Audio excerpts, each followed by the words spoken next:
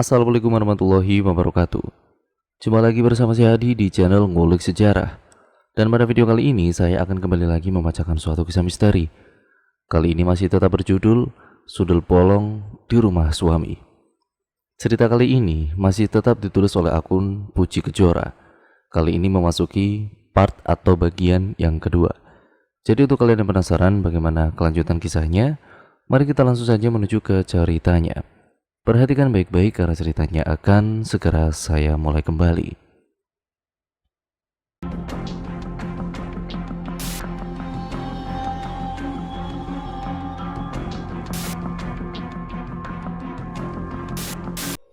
Dari mana saja kamu? Aku baru saja hendak menutup pintu ketika tiba-tiba suara Mas Firman mengagetkanku. Kamu di rumah, Mas? Katanya lembur. Lembur dibatalkan? Mas Firman bangkit dari sofa dan menghampiriku. Kamu dari mana? Kenapa sore begini baru pulang? Aku melirik jam di dinding yang sudah menunjuk angka 5. Tadi di restoran, Bima bercerita banyak tentang adiknya. Aku sendiri heran, kenapa dia bisa seterbuka itu denganku, sampai-sampai tidak terasa juga waktu berlalu begitu cepat. Aku menemui Dira, Mas. Dira siapa? Mas Firman menatap mata ini lekat. Dira teman aku dulu waktu aku masih bekerja di toko sembako. Dia terus menatapku. Jantungku sudah berdetak tidak karuan. Takut jika Mas Firman itu tahu kalau aku pergi bukan menemui Dira, tetapi untuk menyelidiki cincin yang kutemukan. Cincin yang aku yakin betul berhubungan dengan sundel bolong yang selalu menampakkan diri kepadaku. Kalau Mas Firman sampai tahu, pasti dia akan sangat marah. Terlihat di kepalaku saat Mas Firman mengamuk semalam. Namun tiba-tiba saja Mas Firman ini memelukku dengan erat. Jangan pergi lagi ya sayang, apalagi kamu pergi tanpa memberitahu aku. Aku pun kemudian membalas pelukannya sembari mengangguk. Setidaknya saat ini Mas Firman tidak tahu kalau aku mulai curiga padanya. Ini rumahnya. Beberapa wanita menghilang di rumah ini. Terakhir wanita hamil yang menghilang. Lalu penampakan hantu wanita berpunggung bolong juga terus terjadi. Ini pasti ada hubungannya dengan Mas Firman. Hanya saja aku belum memiliki buktinya. Aku terbangun saat sinar matahari menelusup dari sela tirai jendela. Sejenak aku menggeliat dan tidak menemukan Mas Firman di sisiku. Mungkin saja dia sudah berangkat bekerja. Aku pun turun dari ranjang dan membuka tirai jendela lebar-lebar agar seluruh sinar matahari menerangi kamar. Setelahnya keluar dari kamar untuk beraktivitas seperti biasa, aku mulai mengeluarkan bahan makanan dari kulkas dan mengolahnya. Namun ternyata garamku habis. Perasaan aku jarang masak, tapi kenapa garamku cepat sekali habis? Aku segera beranjak ke kamar untuk meraih dompet dan segera keluar. Sayangnya pintu terkunci rapat. Pintu utama sama sekali tidak bisa dibuka, pun dengan jendelanya. Apa mungkin Mas Firman menguncinya? Aku berjalan cepat ke dapur dan membuka pintu belakang. Nihil, pintu belakang juga terkunci. Tolong, siapapun di luar, tolong aku, teriakku sembari menggedor pintu dengan kerasnya. Rumah ini berdiri sendiri tanpa tetangga kanan dan kiri. Mustahil ada yang mendengar teriakanku. Entah mengapa, rasa takut pada suamiku sendiri itu tiba-tiba saja muncul. Untuk apa coba Mas Firman ini mengunciku dari luar? Bahkan pintu belakang juga dikuncinya. Aneh sekali. Bukankah di lantai 2 juga ada pintu? Aku segera berlari ke lantai 2 dan mencoba untuk keluar. Sayangnya di pintu di lantai 2 ini juga terkunci. Tolong, keluarkan aku dari sini, teriakku seraya terus menggedor pintu. Mendadak pikiran-pikiran buruk berkelebat di kepalaku. Jangan-jangan Mas Firman adalah dalang dari menghilangnya para istri di rumah ini. Dia menjadikan istri-istri tersebut sebagai tumbal, atau Mas Firman adalah psikopat. Tolong, teriakku lagi. Sepertinya memang tidak ada yang mendengarkan teriakanku. Aku kembali turun dan mencari apa saja untuk mencongkel pintu. Aku mencari di bawah meja kompor, siapa tahu aku mendapatkan sesuatu. Tangan ini menyentuh sesuatu yang keras dan juga licin. Mungkinkah ini linggis? Sepertinya linggis bisa membantuku keluar dari rumah ini. Namun, kenapa tiba-tiba tanganku merasa lengket? Belum sempat berpikir apakah ada sesuatu yang lengket itu sebenarnya apa. Tiba-tiba saja tanganku ditarik dari arah dalam. Aku mencoba agar tubuh tidak masuk ke bawah meja kompor dengan tangan kiri berpegangan di sisi meja. Tolong! Aku terus mencoba menarik tangan ini keluar, namun semakin aku berusaha lepas, tarikan di tanganku itu semakin kencang. Tolong! Teriakku lagi. Tarikan di tanganku itu kini menjadi sangat perih.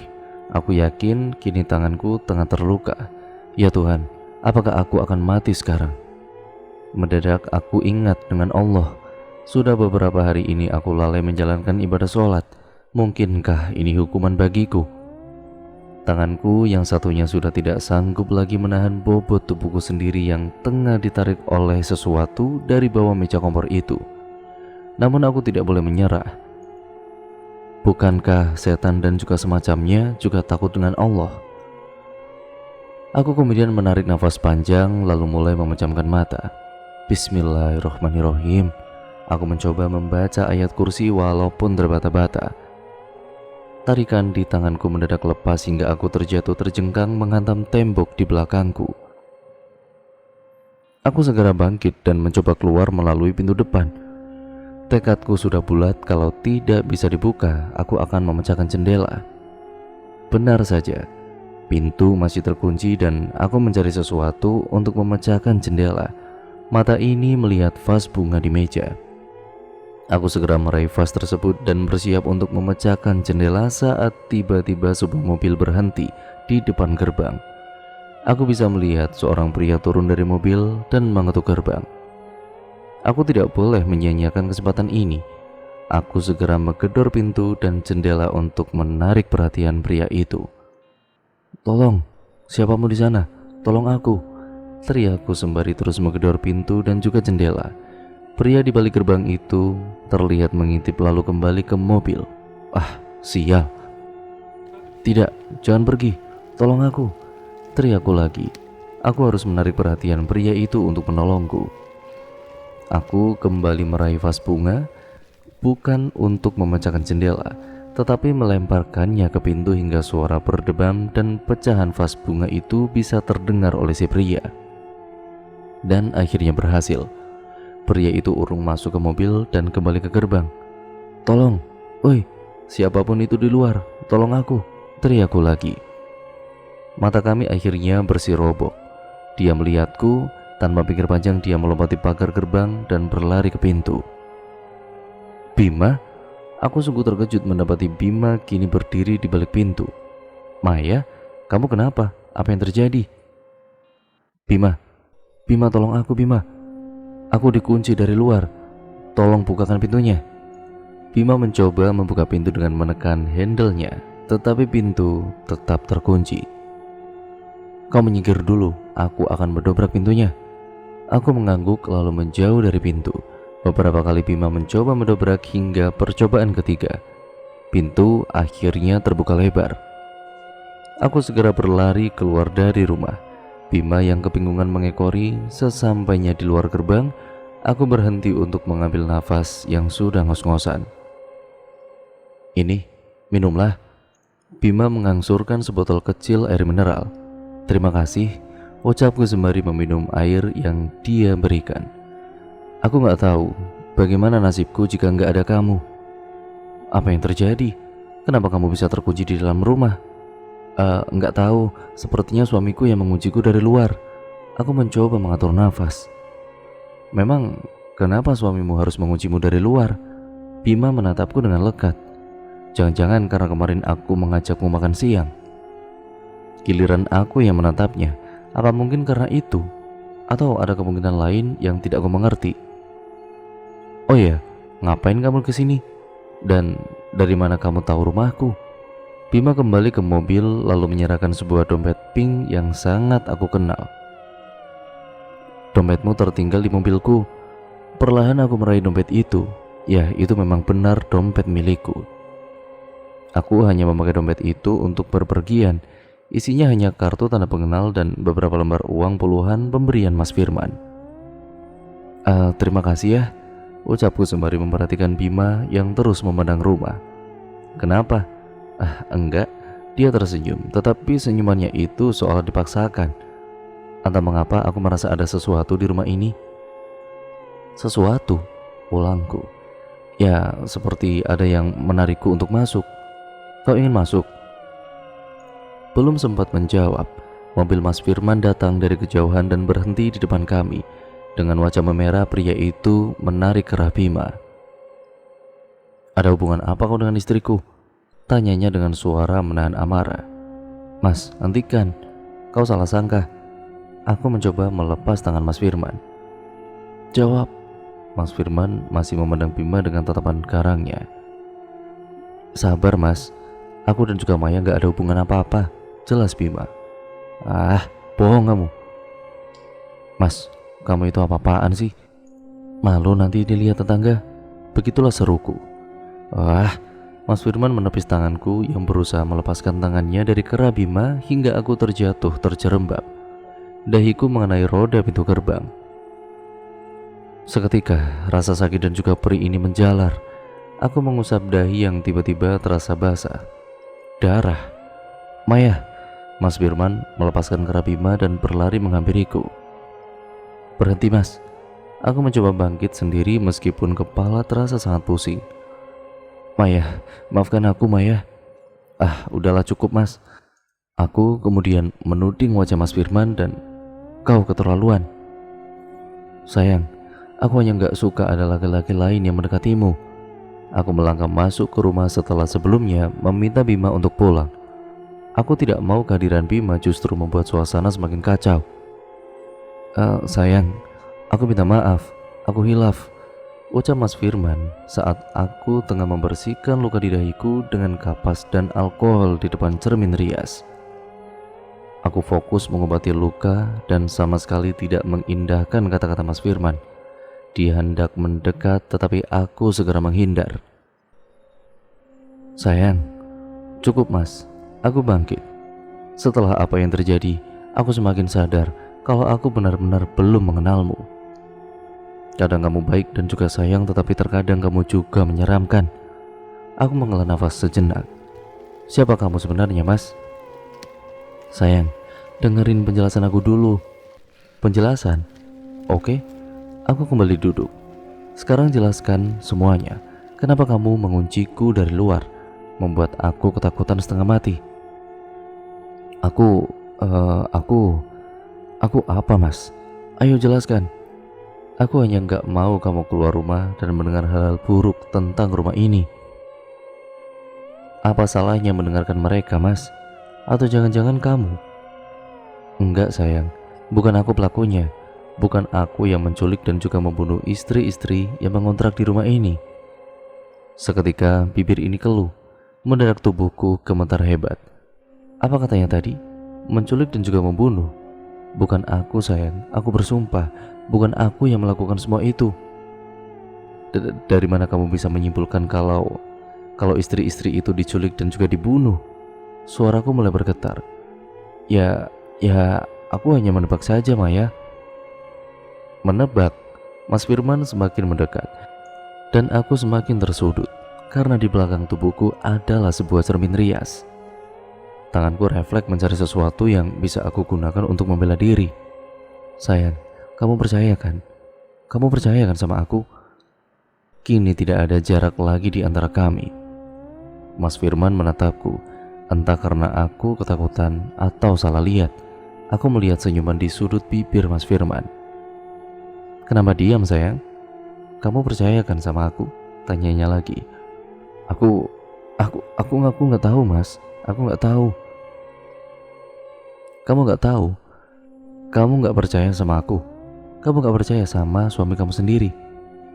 Hah? Begitu ya?" Mas Firman mencengkram kedua lengan dan menatapku dengan tatapan aneh. Sakit Mas." Mendengarku merintih, Mas Firman justru semakin erat mencengkram lenganku. "Kenapa kamu gak percaya sama aku Maya? Kenapa?" "Hentikan Mas, sakit." Mas Firman terus mencengkeram hingga aku meneteskan air mata karena merasakan sakit yang teramat sangat. Dengan tiba-tiba, Mas Firman melepaskan cengkeraman tangannya, membuat aku seketika hampir jatuh. Namun aku masih bisa menguasai diri hingga tidak sampai jatuh ke lantai. "Maaf Maya, maaf." Perangai Mas Firman benar-benar aneh. Aku terpaksa mengangguk dan juga memaksakan senyum supaya Mas Firman ini tidak lagi berbuat kasar. "Sayang, lihatlah, aku sudah memasak makan malam untuk kita." Mas Firman menghampiriku yang tengah meringkuk di kamar. Aku benar-benar sungguh takut keluar dan juga berpapasan dengan suamiku sendiri. Terkadang dia baik, sangat baik. Bahkan, aku merasa aku adalah wanita yang paling beruntung karena bisa memilikinya. Namun, terkadang Mas Firman mengerikan. Dia bahkan masih bisa tersenyum saat mencengkeram lenganku. "Sayang," Mas Firman menarik pelan tubuhku dan membuatku terduduk di tepi ranjang. "Kamu kenapa? Sakit?" Dia memegang dahiku. Aku gak apa-apa kok Mas." "Kamu yakin?" Aku hanya mengangguk. "Kalau begitu kamu di sini saja ya. Biar aku bawakan makan malam untukmu ke kamar ya." Nggak perlu Mas. Kita makan malam di ruang makan saja Mas." Aku ikut bangkit dan mengekori Mas Firman ke ruang makan. Ternyata dia sudah memasak banyak makanan. Ayam goreng, sambal, sayur sop, mie goreng, dan juga capcay. Sudah mirip prasmanan di dalam kondangan. "Kamu masak sebanyak ini Mas?" Aku duduk di salah satu kursi.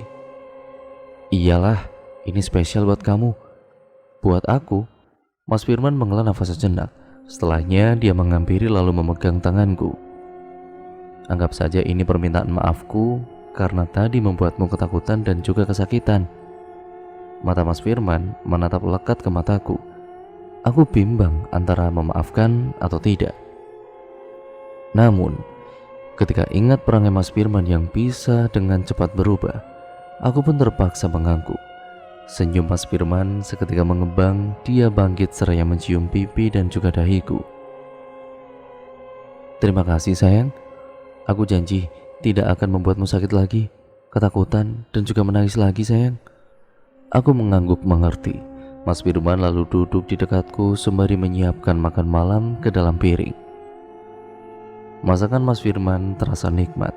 Ternyata dia pandai juga dalam memasak masakan ini.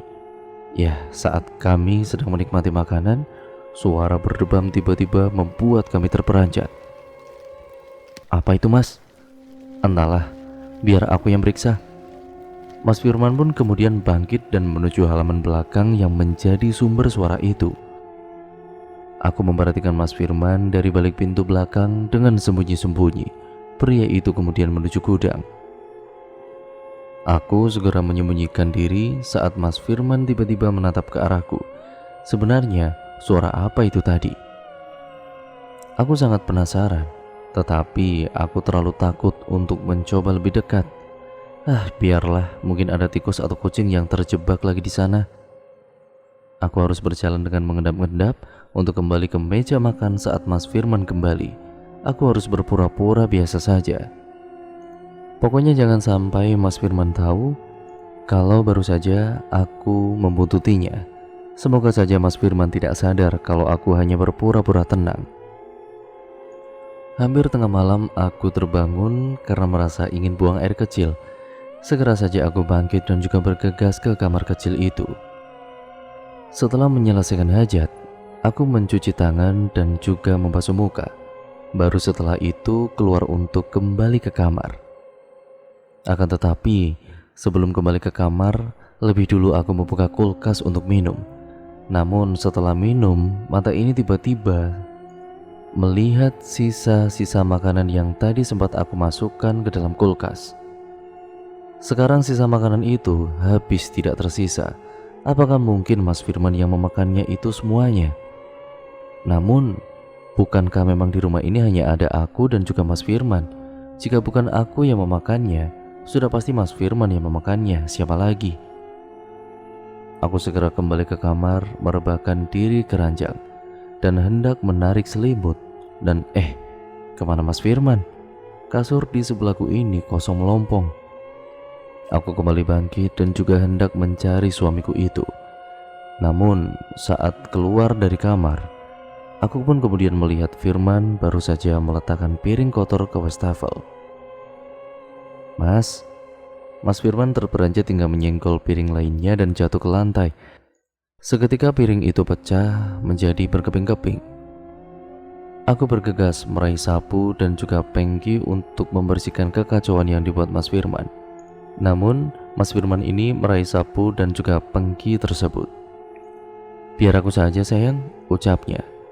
"Jangan Mas, nanti kamu terluka. Biar aku saja." "Enggak Mai, kamu harus tidur saja, biar aku yang bereskan."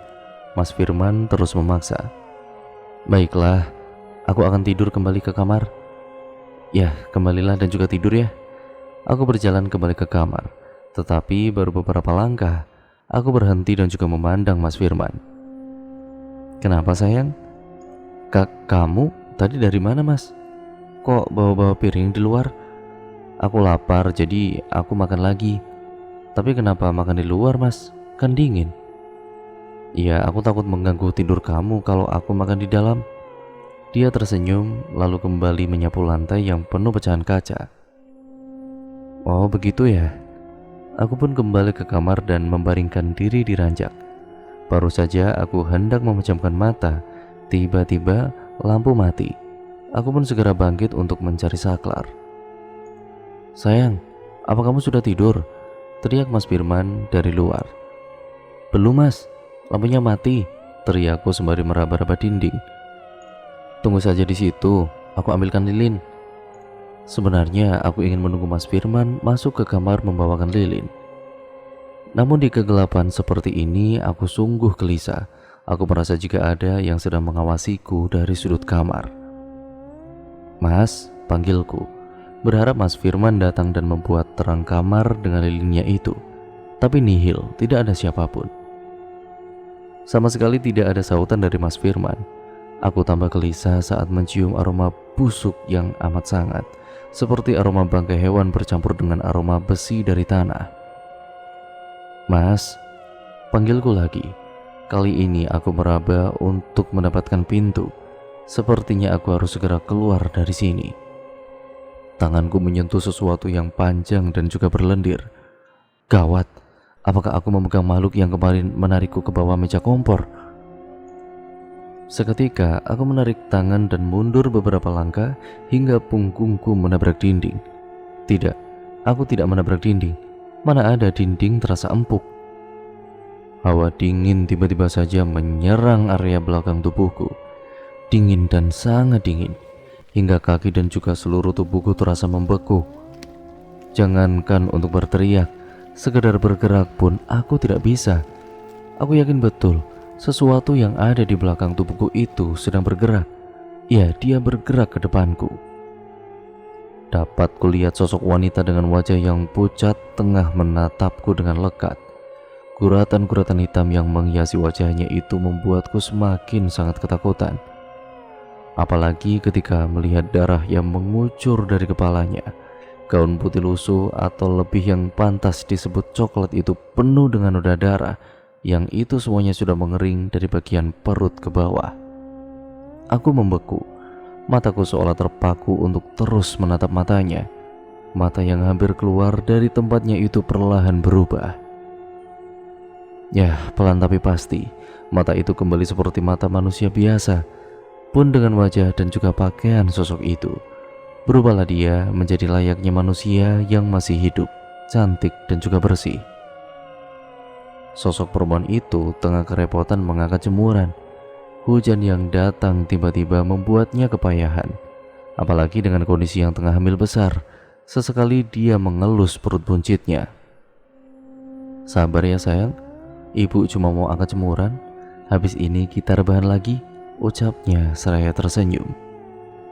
Dia terlihat sangat bahagia, hingga tiba-tiba saja ada sesosok lelaki yang memukulnya dengan balok kayu hingga terjatuh di tanah. Wanita itu kemudian pingsan. Sosok pria berjaket hitam itu tidak terlihat wajahnya karena tertutup bayangan topi. Akan tetapi aku bisa melihat senyumnya yang sangat-sangat licik. Pria itu lalu menyeret tubuh wanita hamil tersebut ke gudang di belakang rumah itu. Sesekali, pria itu berhenti dan juga menarik nafas dan kembali menyeret wanita itu lagi hingga benar-benar masuk ke dalam gudang. Tiba-tiba saja menjadi gelap. Rupanya, aku kembali ke dalam kamar. Sosok perempuan menyeramkan itu masih di depanku. Mulutnya yang berlumuran darah itu bergerak mengucapkan kata-kata yang jika aku perhatikan adalah kata, yaitu pergi. Tiba-tiba mata sosok perempuan itu memerah. Rambutnya yang panjang melambai seolah-olah tertiup angin yang kencang. Sementara darah yang mengucur dari kepalanya itu kian deras hingga membasahi lantai yang kupijak ini. Pergi, pergi, pergi, teriaknya. Aku yang seolah dapat kekuatan baru pun, ia segera berlari keluar dari kamar. Tanpa memandang ke belakang lagi, aku keluar dari rumah. Aku bahkan sampai tidak memakai alas kaki saat keluar dari rumah. Tidak peduli dengan teriakan Mas Firman yang terus memanggil namaku. Mungkin suamiku itu kini juga mengejarku. Ya entahlah, aku hanya ingin pergi sejauh mungkin dari rumah tersebut. Hingga tiba-tiba aku tidak sengaja menabrak seseorang saat aku berlari. Mbak Maya kenapa? Aku menatap seseorang tersebut yang rupanya adalah Bu Farida, ketua RT setempat. Perempuan parubaya itu menepuk-nepuk pipi ini.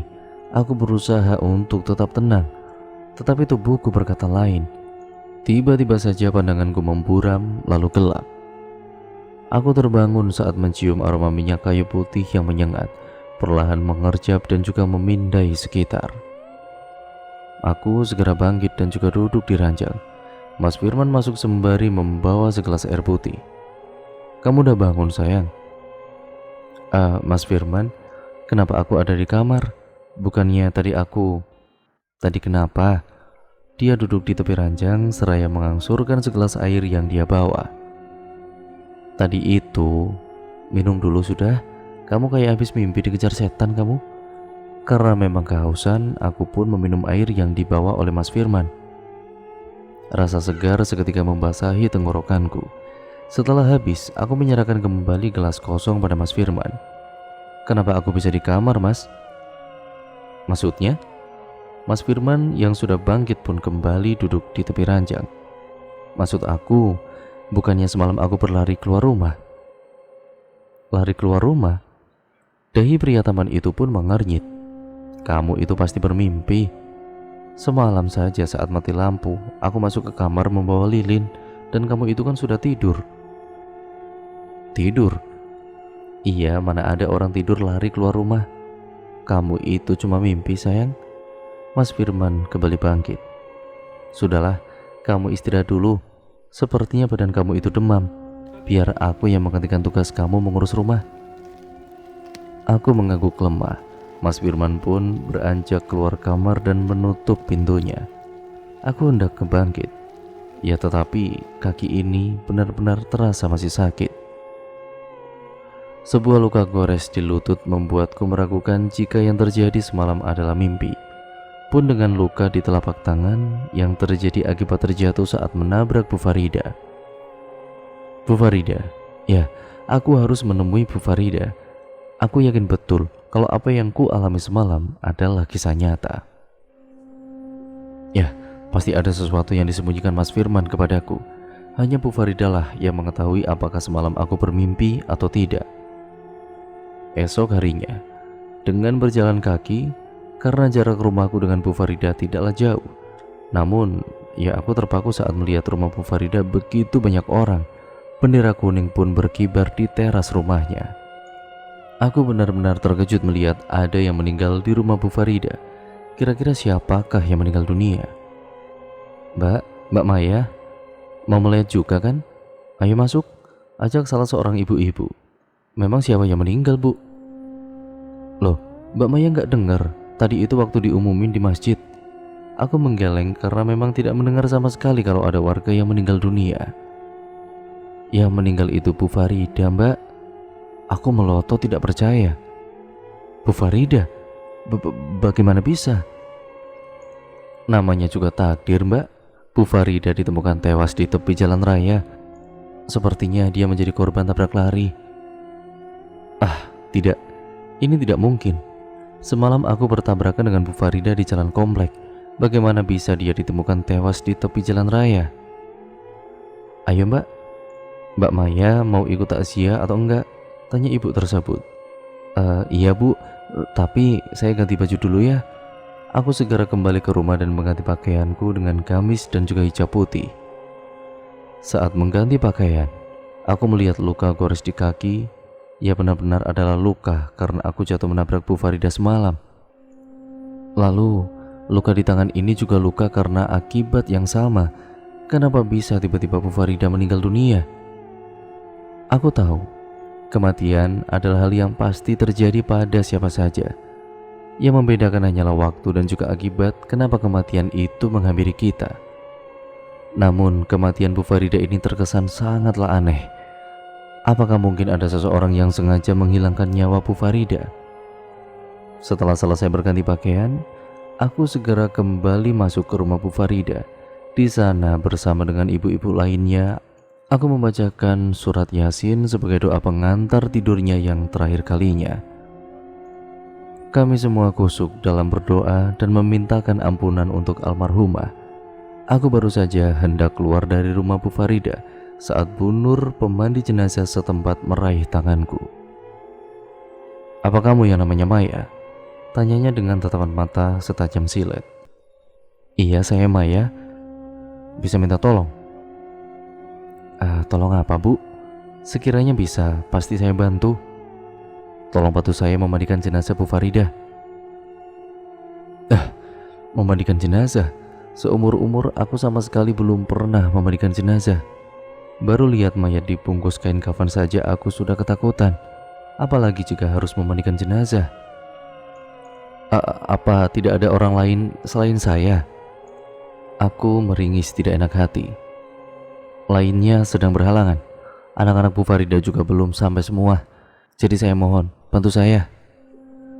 Dengan berat hati, aku mengangguk. Lalu Bu Nur menarik tanganku agar mengikutinya ke tempat pemandian jenazah itu. Di dalam sana, jenazah Bu Farida sudah terbaring dengan ditutup kain jarik.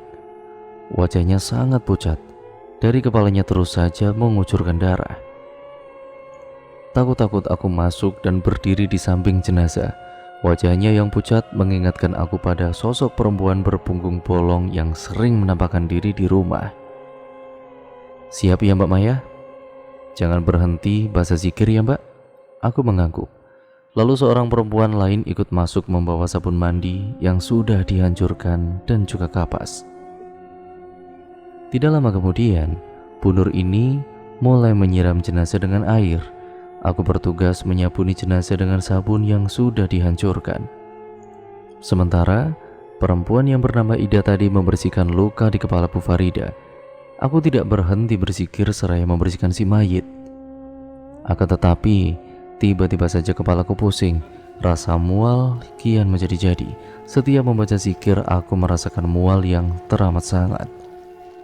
Namun sebisa mungkin aku harus menahannya hingga prosesi memandikan jenazah selesai. Baru aku bisa berlari ke toilet si empunya rumah. Bu Nur menghampiriku setelah aku keluar dari kamar mandi.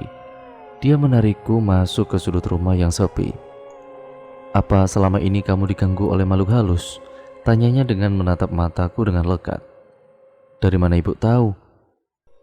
Saya ini pemandi jenazah. Hal tidak wajar sering terlihat oleh saya. Dan saya melihat sosok perempuan di belakang tubuhmu tadi. Iya Bu. Ya, sejak saya pindah ke sini saya terus diteror wanita dengan punggung bolong. Sundel bolong? Iya. Aku berpikir sejenak. Apakah ibu bisa mengusirnya? Saya capek Bu diteror terus. Saya tidak bisa mengusir makhluk halus. Yang bisa mengusirnya itu diri kamu sendiri. Bagaimana caranya? Mendekatkan diri pada Tuhan Allah Subhanahu wa Ta'ala. Aku termenung. Sejak tinggal di rumah Mas Firman, aku jadi jarang sholat. Tubuhku rasanya berat sekali. Dan kalau diingat-ingat sepertinya aku lebih sering tidur. Bu Nur menepuk-nepuk lenganku dengan pelan sebelum akhirnya pergi meninggalkanku. Selesai prosesi pemakaman, aku segera pulang. Teringat akan pesan Bu Nur tadi siang itu, aku segera mandi dan berwudu. Azan zuhur baru saja berkumandang, secepatnya aku harus melaksanakan ibadah sholat. Selesai berwudu, aku segera masuk ke kamar dan mulai melaksanakan kewajibanku itu dengan khusyuknya. Awalnya tidak terjadi apa-apa, namun di rakaat terakhir, aku mencium aroma daging terbakar yang sangat menyengat. Hampir saja sholatku batal karena tidak tahan dengan aroma tersebut. Akan tetapi, aku berusaha untuk terus melanjutkan sholat sampai selesai. Sesaat setelah sholat selesai, aku mengendus aroma yang daging terbakar itu yang tadi tercium sangatlah menyengat. Itu kok hilang? Aroma itu tidak ada lagi. Aku pun segera melipat mukena dan meletakkannya di dalam lemari. Dan terkejutnya aku saat lemari aku tutup dan Mas Firman sudah berdiri di sana. "Mas, kamu sudah pulang?" tanyaku dengan suara bergetar karena terkejut. Mas Firman hanya diam. Dia terus menatapku hingga aku salah tingkah, kemudian dia tersenyum. "Mas, kamu gak apa-apa kan?" Aku mencoba memastikan kalau suamiku itu baik-baik saja. Dia tetap diam, lalu dia menunjukkan sebuah bungkusan plastik kepadaku. "Makanlah, aku membelikanmu nasi padang." Ragu-ragu aku menerima bungkusan plastik itu lalu membawanya ke dapur. Di sana aku membuka bungkusan nasi padang dan kemudian menuangkannya ke piring. Seketika aroma rendang menusuk hidungku. Tidak lupa, aku juga menuangkan es teh ke dalam gelas, lalu meletakkan keduanya ke meja makan. Mas Firman keluar dari kamar dan duduk di depanku. "Kamu sudah makan belum, Mas? Kita makan sama-sama ya." Aku meraih piring itu satu lagi. "Aku sudah makan. Aku sengaja pulang hanya untuk mengirimkan nasi padang itu dan memastikan kamu memakannya." Aku urung meraih piring dan menatap kepulan asap di atas nasi padang itu. "Bismillahirrahmanirrahim." Aku tersenyum pada Mas Firman yang mendadak berubah mimik wajahnya. Aku hendak memakan nasi padang pemberian Mas Firman, namun ternyata nasi padang tersebut sudah berubah bentuk. Masih berupa nasi, tetapi lauk pauknya sungguh membuat perut sangat mual. Keluar darah dengan potongan jari manusia. Puluhan belatung mulai menggeliat keluar dari potongan jari itu. "Kenapa berhenti? Ayo makan." Mas Firman menatapku dengan tersenyum. "Ada apa ini? Kenapa jadi aneh seperti ini?" Sebenarnya apa yang sedang Mas Firman rencanakan? Bagaimana mungkin aku memakan makanan menjijikan seperti ini? "Ayo makan, Maya." Mas Firman terus memaksaku untuk makan. Bagaimana ini? Aku sama sekali tidak mau kalau harus memakan makanan itu. Bagaimana caranya agar aku bisa terlepas dari makanan menjijikan itu?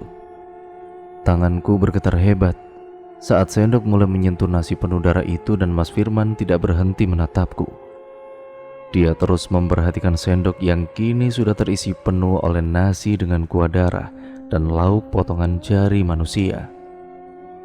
Jantungku semakin berdetak tidak karuan saat memakan makanan menjijikan itu hampir sampai di mulutku.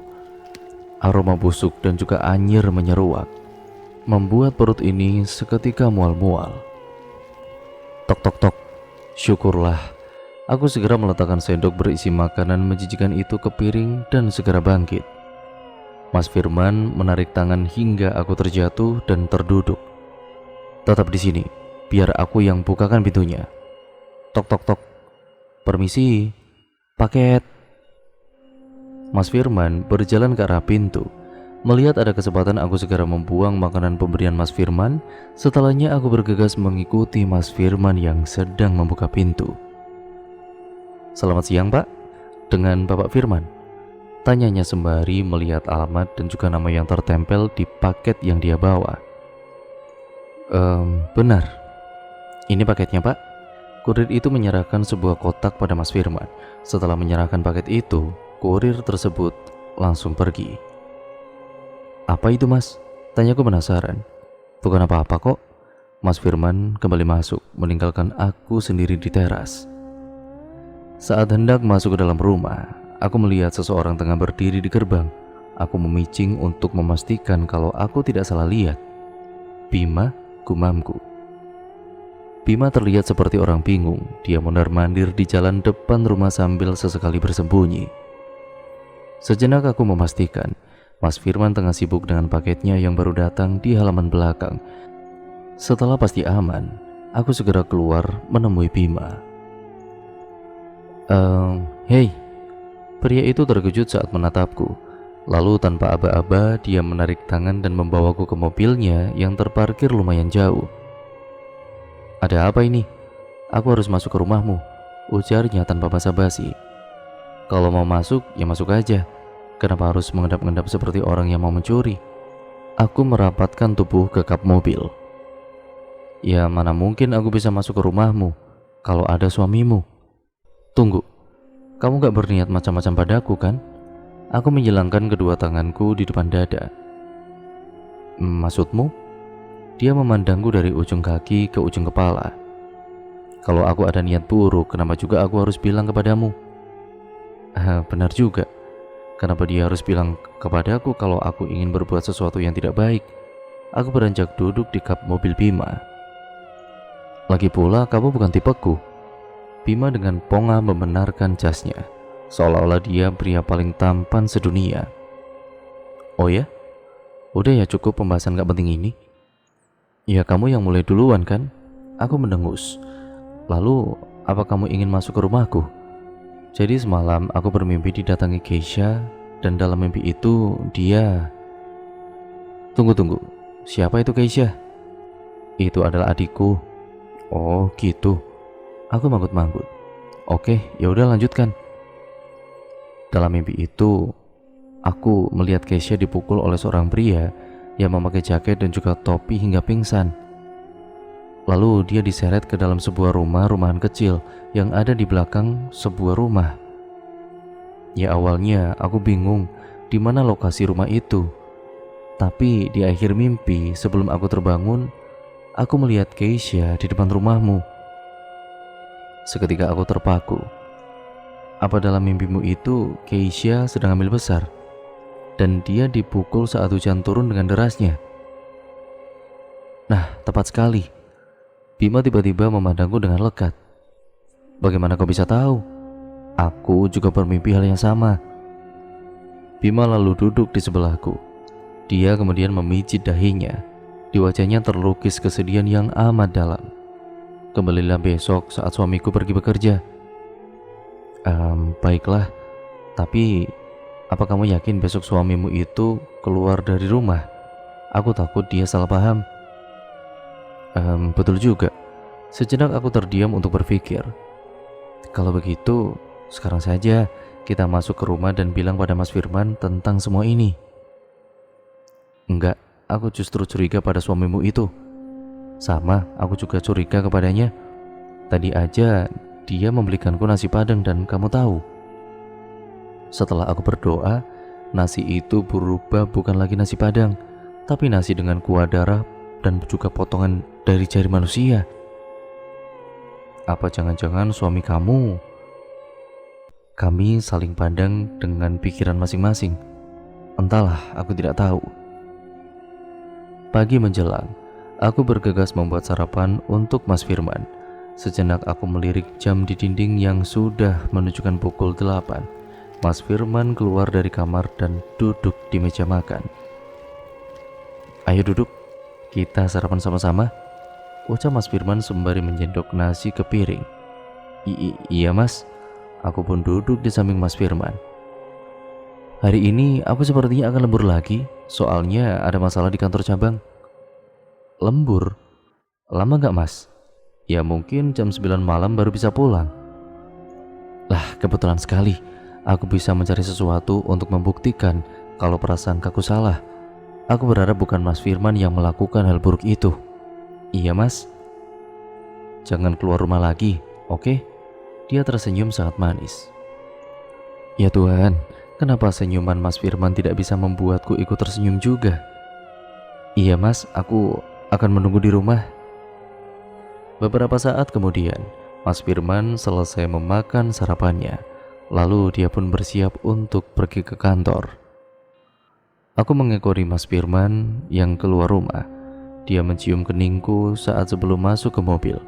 Momen yang belum pernah sama sekali aku rasakan selama tinggal di rumah ini. Jaga diri baik-baik, Mas Firman mengusap pipiku. Jangan sampai kamu kenapa-napa. Iya mas. Mas Firman pun masuk ke dalam mobil lalu menuju keluar rumah. Dan cerita pun akhirnya bersambung ke part yang selanjutnya lagi ya teman-teman, atau bagian yang ke selanjutnya, yaitu bagian yang ketiga yang sekaligus akan menjadi bagian terakhir dari keseluruhan alur ceritanya. Jadi misteri apa yang nantinya akan terungkap di part yang ketiga atau sekaligus menjadi part terakhir itu kalian nantikan di part yang ketiga nanti di video yang setelah ini ya teman-teman. Jadi tetap stay tune terus di channel ini.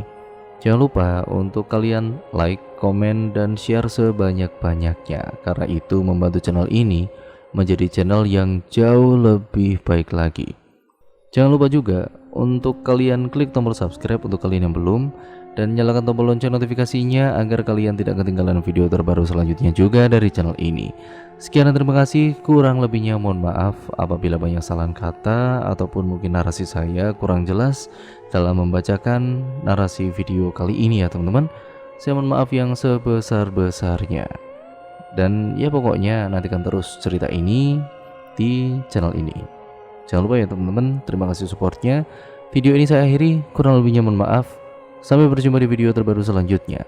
Wassalamualaikum warahmatullahi wabarakatuh.